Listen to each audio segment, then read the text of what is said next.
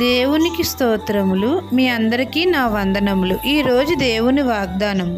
ఎన్నిక లేనివాడు బలమైన జనమగును. యెషయా 60వ అధ్యాయము 22వ వచనం. మహాపరిశుద్ధుడైన మన తండ్రి అయిన యెహోవా ఎన్నికలేని వారమైన మనల్ని బలమైన జనముగా చేస్తానంటున్నాడు. తండ్రి నీతిమంతుడు, పరిశుద్ధుడు, సత్యవంతుడు గనుక మనము నీతిని అనుసరించి నడుచుకోవాలి. సత్యమునే పలకాలి, పరిశుద్ధంగా జీవించాలి. ఆ వెలుగు సంబంధుల వలె నడుచుకోవాలి. అప్పుడు దేవుని వెలుగు మన మీద ప్రకాశిస్తుంది. యెహోవా మహిమ మన మీద కనబడుతుంది. మనల్ని బాధించిన సంతానపు వారు మన ఎదుటకు వచ్చి సాగిలపడతారు. తండ్రి ఎన్నికలేని మనల్ని బలమైన జనముగా చేస్తాడు.